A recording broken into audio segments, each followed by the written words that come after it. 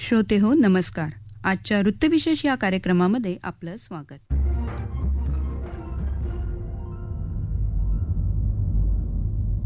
श्रोते हो, नागपूर येथे आज 108व्या भारतीय विज्ञान काँग्रेसच्या उद्घाटन प्रसंगी पंतप्रधान नरेंद्र मोदी यांनी दूरदृश्य प्रणालीद्वारे संबोधित केलं. राष्ट्रसंत तुकडोजी महाराज नागपूर विद्यापीठाच्या आवारात हा सोहळा पार पडला. 1914 पासून आयोजित करण्यात येत असलेली ही परिषद यापूर्वी 1974 मध्ये नागपूर येथे घेण्यात आली. सध्या 30,000हून अधिक वैज्ञानिक या परिषदेचे सदस्य आहेत. देशातील वैज्ञानिकांनी संशोधनाला चालना द्यावी तसेच संशोधन क्षेत्रात संधी निर्माण करण्यासाठी ही परिषद मोलाची भूमिका पार पाडत आहे. विद्यार्थी, शिक्षणतज्ज्ञ आणि सामान्य माणसांना विज्ञानाचे मूल्य जाणून घेण्यासाठी आणि वैज्ञानिक वृत्ती जोपासणाऱ्या विद्यार्थ्यांना प्रेरणा देण्याचे काम या परिषदेच्या माध्यमातून करण्यात येत आहे. विज्ञान काँग्रेसची संकल्पना महिलांच्या सक्षमीकरणासह शाश्वत विकासासाठी विज्ञान आणि तंत्रज्ञान अशी आहे. तर आजच्या वृत्तविशेषमध्ये या विज्ञान काँग्रेसच्या महत्त्वाबाबत जाणून घेऊया.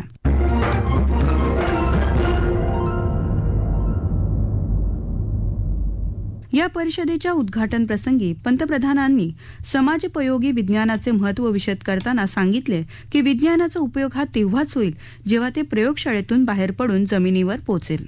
किसी भी वैज्ञानिक के लिए असल चुनौती यही होती है कि वो अपने नॉलेज को ऐसे एप्लीकेशंस में बदल दें जिससे दुनिया की मदद हो सके. जब साइंटिस्ट अपने प्रयोगों से गुजरता है तो उसके मन में यही सवाल रहते हैं कि क्या इससे लोगों का जीवन बेहतर होगा या उनकी खोज से विश्व की जरूरतें पूरी होगी. साइंस के प्रयास बड़ी उपलब्धियों में तभी बदल सकते हैं जब वो लैब से निकलकर लैंड तक पहुंचे, जब उसका प्रभाव ग्लोबल से लेकर ग्रासरूट तक हो, जब उसका विस्तार जर्नल से लेकर जमीन तक हो, जब उससे बदलाव रिसर्च से होते हुए रियल लाइफ में दिखने लगे. साथियों, जब साइंस की बड़ी उपलब्धियां एक्सपेरिमेंट से लेकर लोगों के एक्सपीरियंस तक का सफर तय करती है तो इससे एक अहम संदेश जाता है. ये बात युवाओं को बहुत प्रभावित करती है. वो सोचते हैं कि साइंस के जरिए वो पूरी दुनिया को प्रभावित कर सकते हैं. ऐसे युवाओं को आगे बढ़ाने के लिए इंस्टीट्यूशनल फ्रेमवर्क की आवश्यकता होती है ताकि उनकी आकांक्षाओं का विस्तार किया जा सके, उन्हें नए अवसर दिए जा सके. मैं चाहूंगा कि यहां मौजूद वैज्ञानिक ऐसा इंस्टीट्यूशनल फ्रेमवर्क विकसित करें जो युवा प्रतिभाओं को आकर्षित करे. सहभागी वैज्ञानिकांशी संवाद साधताना प्रधानमंत्री म्हणाले की जगातील 17 ते 18% लोकसंख्या एकट्या भारतात राहते.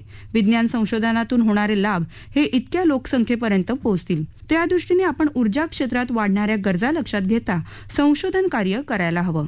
हायड्रोजन एनर्जीच्या अनेक शक्यतांवर आधारित देश नॅशनल हायड्रोजन मिशनवर कार्य करीत आहे. त्याला यशस्वी करण्यासाठी आवश्यक असणारे इलेक्ट्रोलायझर्स हे घटक बनवण्यासाठी आपण देशात चालना द्यायला हवी. त्या दिशेने आपले संशोधन असायला हवे. या क्षेत्रात वैज्ञानिक आणि उद्योजक मिळून काम करू शकतात. मानवी समूहांवर वेगवेगळ्या आजारांचे आक्रमण होत असते, म्हणून आपण नवनव्या लसी तयार करण्यावर भर देण्यासाठी संशोधन केलं पाहिजे. भूकंप, पूर यासारख्या नैसर्गिक आपत्तींशी सामना करण्यासाठी आपण विज्ञान तंत्रज्ञानाच्या सहकार्यामुळे आधीपासूनच सज्ज राहू शकतो.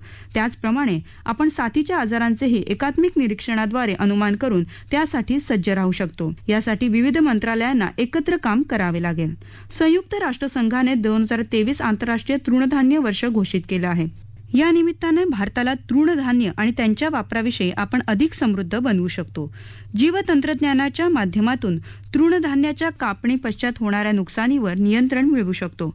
कचरा निर्मूलन या क्षेत्रातही काम करण्यास मोठा वाव आहे. घनकचरा, ई कचरा, बायोमेडिकल कचरा, कृषीतून होणारा कचरा यासारख्या कचऱ्याच्या व्यवस्थापनासाठी खूप कार्य करता येईल.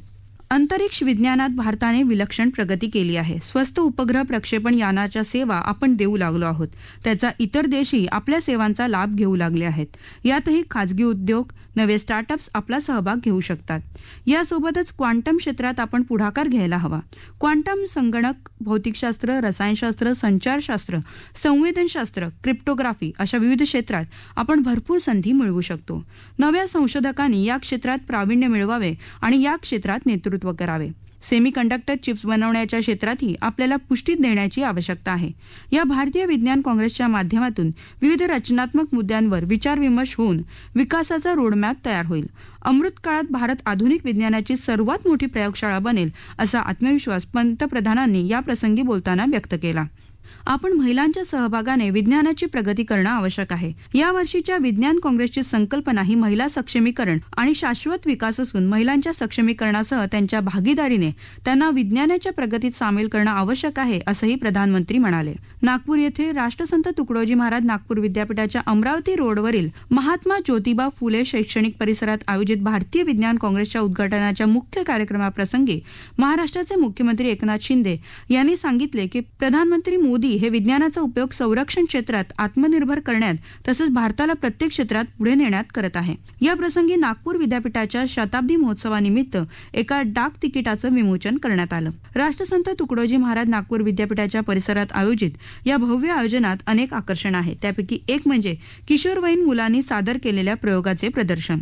याबद्दल माहिती जाणून घेऊया या राष्ट्रीय किशोर वैज्ञानिक संमेलनाचे संयोजक डॉक्टर निशिकांत राऊत यांच्याकडून. राष्ट्रीय किशोर वैज्ञानिक संमेलन जे भारतीय विज्ञान परिषदेच्या दरम्यान समांतरपणे आयोजित केले जाते.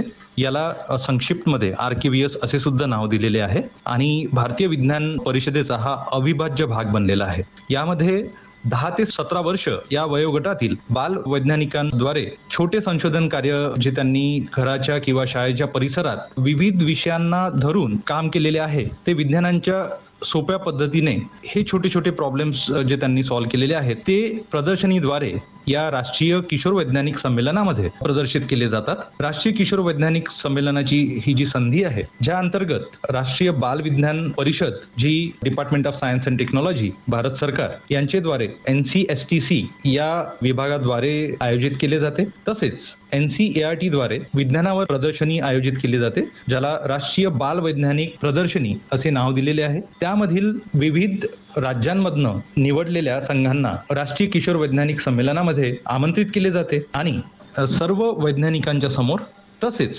या प्रदर्शनांना विविध शाळांमधील हजारो विद्यार्थी भेट देत असतात. त्यांच्या समोर सुद्धा आपले वैज्ञानिक कौशल्य प्रदर्शित करण्याची ही संधी उपलब्ध करून दिला जाते. NCSC म्हणजे नॅशनल चिल्ड्रन सायन्स काँग्रेस आणि राष्ट्रीय बाल विज्ञान प्रदर्शनी सारख्या कार्यक्रमांचा उद्देशच हा आहे की तरुण सुपीक मनांमध्ये नैसर्गिक कुतूहल आणि नाविन्यपूर्णता वाढवणे, त्यांना पर्यावरण आणि समाजाशी जोडणे, त्यांना चांगल्या, सुरक्षित आणि आरोग्यदायी जगासाठी शाश्वत उपायांवर विचार करायला भाग पाडणे आणि त्यांच्या उपजत गुणांना एक चालना मिळवून देणे. राष्ट्रीय किशोर वैज्ञानिक संमेलनातील सहभागी या मुलांना त्यांच्या आजूबाजूच्या परिस्थितीबद्दल अधिक आत्मविश्वास, सामाजिक आणि वैज्ञानिक दृष्ट्या जागरूक बनण्यासाठी चालना मिळते. तसेच बौद्धिक दृष्ट्या सुद्धा समृद्ध बनवते आणि जीवनातील विविध आव्हानांना कशा प्रकारे तोंड देता येईल तर त्यासाठी सुद्धा त्या विद्यार्थ्यांमध्ये एक प्रकारची ऊर्जा निर्माण करून देते. यावर्षी राष्ट्रीय किशोर वैज्ञानिक संमेलन हे भारतीय विज्ञान परिषदेच्या 108व्या सत्रात राष्ट्रसंत तुकडोजी महाराज नागपूर विद्यापीठाच्या महात्मा ज्योतिबा फुले शैक्षणिक परिसरात दिनांक 4 ते 6 जानेवारी 2023 दरम्यान आयोजित करण्यात येणार आहे आणि यामध्ये विविध राज्यातील नॅशनल चिल्ड्रन सायन्स काँग्रेसद्वारे निवडलेले 61 विद्यार्थी तसेच NCERT यांनी राष्ट्रीय बाल विज्ञान प्रदर्शनी दरम्यान निवडलेले 16 विद्यार्थी असे एकूण 77 विद्यार्थी त्यांचे वैज्ञानिक कौशल्य सादर करणार आहेत. तसेच विदर्भातून 25 वेगवेगळे प्रोजेक्ट सोबतच 44 विद्यार्थी त्यांचे संशोधन कार्य म्हणा किंवा वैज्ञानिक कौशल्य याद्वारे इथे प्रदर्शित करण्यासाठी त्यांना संधी मिळणार आहे. तसेच विविध राज्यातील या विद्यार्थ्यांसोबत त्यांचे 103 शिक्षक सुद्धा सहभागी होणार आहेत आणि विद्यार्थ्यांचे मार्गदर्शक म्हणून तिथे उपस्थित असणार आहेत. विज्ञान प्रदर्शनीला सर्व शाळांचे विद्यार्थी तसेच सामान्य नागरिक सुद्धा उपस्थित राहू शकतात, भेट देऊ शकतात आणि अधिक माहितीसाठी संयोजकांना किंवा आयोजकांना ते कॉन्टॅक्ट करू शकतात. विज्ञान तंत्रज्ञानाच्या माध्यमातून आर्थिक, सामाजिक, सांस्कृतिक विकासाच्या प्रक्रियेत शहरी महिला, ग्रामीण भागातील आदिवासी महिला, महाविद्यालयीन विद्यार्थिनी अशा सर्व स्तरातील महिलांचा समावेश असावा. महिलांना विकासाच्या प्रक्रियेत सहभागी होता यावे यासाठी विविध साधनांचा वापर वाढवावा लागेल.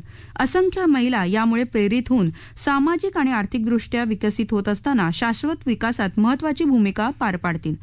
शाश्वत विकास आणि पर्यावरण संरक्षण याविषयी या काँग्रेसमध्ये विशेष चर्चा आणि उहापोह होणार आहे. त्याबद्दल जाणून घेऊया पर्यावरण विज्ञान विभागाचे समन्वयक डॉक्टर D.M. कोकारे यांच्याकडून. भारतीय विज्ञान परिषदेमध्ये ज्याचा 108वा सोहळा राष्ट्रसंत तुकडोजी महाराज नागपूर विद्यापीठात आयोजित केलेला आहे. 1972च्या संयुक्त राष्ट्रसंघाच्या स्टॉकहोम परिषदेत पर्यावरण विषयक समस्येची कल्पना मांडण्यात आली.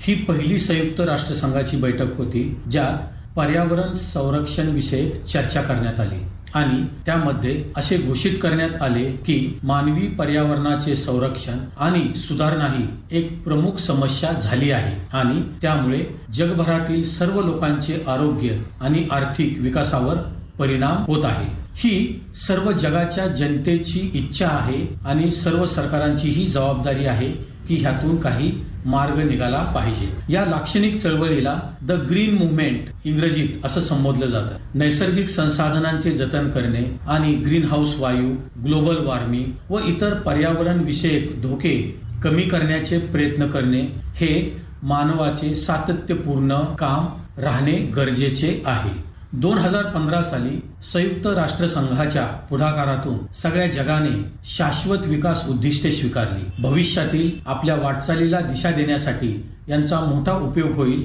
असा विश्वास हे स्वीकारताना सगळ्यांनी दर्शविला आहे.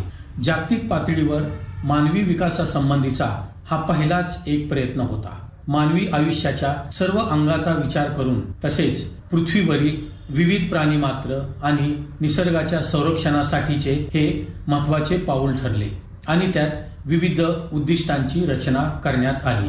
भारतामध्ये राजकीय इच्छाशक्ती, लवचिक व गतिशील धोरणे आणि उचित तंत्रज्ञानाची निवड या आधारे शाश्वत विकास व पर्यावरणाच्या संरक्षणाचे ध्येय सर्वार्थाने गाठता येईल. त्याचबरोबर पुढील काही उपाययोजनाच्या माध्यमातून शाश्वत विकास आणि पर्यावरण संरक्षणाचे उद्दिष्ट गाठता येऊ शकते. उदाहरणार्थ लोकसंख्येवरील नियंत्रण संबंधित कायद्याची कडक अंमलबजावणी करणे, पर्यावरण प्रदूषण रोखण्यासाठी प्रयत्न करणे व त्यासाठी लोकशिक्षण देणे, वृक्ष लागवड प्रत्येक व्यक्तीला अनिवार्य करावी, कचऱ्याची योग्य विल्हेवाट लावावी, नैसर्गिक साधन संपत्तीचा काटकसरीने वापर करावा, विकासाच्या योजना आणि मानव दृष्टिकोन यांचा न्याय तत्वावर मांडणी करावी. निसर्गापासून माणूस दूर गेला आहे, त्याला निसर्गाकडे आकर्षित केले पाहिजे. शाश्वत विकास आणि पर्यावरण संरक्षणासाठी सामुदायिक भूमिकेतून कार्य करणे गरजेचे आहे. येत्या 7 जानेवारीपर्यंत चालणाऱ्या 108व्या भारतीय विज्ञान काँग्रेसच्या तांत्रिक सत्राची 14 विभागांमध्ये विभागणी करण्यात आली असून त्या अंतर्गत विद्यापीठाच्या महात्मा ज्योतिबा फुले शैक्षणिक परिसरामध्ये विविध ठिकाणी समांतर सत्रे आयोजित केली जातील. या 14 विभागांव्यतिरिक्त महिला विज्ञान परिषद, शेतकरी विज्ञान परिषद, बाल विज्ञान परिषद, आदिवासी संमेलन, विज्ञान आणि समाज परिषद तसेच एक विज्ञान संप्रेषक परिषद देखील भरवण्यात येणार आहे. महाप्रदर्शन प्राईड ऑफ इंडिया म्हणजे शान भारताची हे या कार्यक्रमाचे खास आकर्षण आहे. या प्रदर्शनात भारतीय विज्ञान आणि तंत्रज्ञानाचे समाजासाठीचे महत्त्वपूर्ण योगदान तसेच वैज्ञानिक क्षेत्रातील ठळक घडामोडी आणि प्रमुख उपलब्धी प्रदर्शित केल्या जातील. महिला सक्षमीकरण हा विषय सर्व शासकीय यंत्रणांनी स्वीकारला असून त्यांच्या समस्येची व्याप्ती जागतिक स्तरापर्यंत झाली आहे. महिला आणि त्यांच्या प्रश्नांकडे बघण्याचा दृष्टिकोन आणि ते प्रश्न सोडवण्यासाठी करण्यात येणाऱ्या उपाययोजनांवर महिला सक्षमीकरणाचे यश अवलंबून आहे. त्यात संशोधक, नवसंशोधकांनी प्रयत्न करणे गरजेचे आहे. या पार्श्वभूमीवर नागपूर येथे होत असलेली इंडियन सायन्स काँग्रेस निश्चितच पथदर्शी ठरेल. श्रोतेहो, यावरच आजचा वृत्तविशेष हा कार्यक्रम संपला. हा कार्यक्रम आकाशवाणी मुंबई आणि नागपूरच्या प्रादेशिक वृत्त विभागानं सादर केला. संपादक आणि सादरकर्त्या सरस्वती कुवळेकर, लेखन आणि समन्वय धनंजय वानखेडे, निर्मिती सहाय्य राजेश शेजवळे आणि निवेदन दर्शना जोगदनकर.